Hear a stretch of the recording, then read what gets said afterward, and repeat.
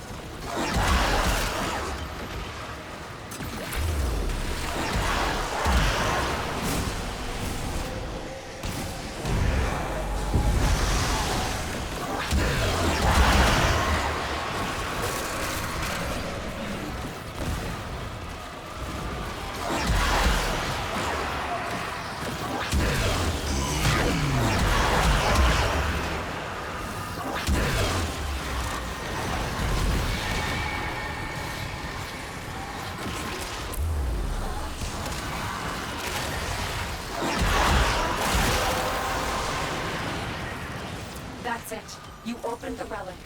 Finish your mission and we'll take a look inside.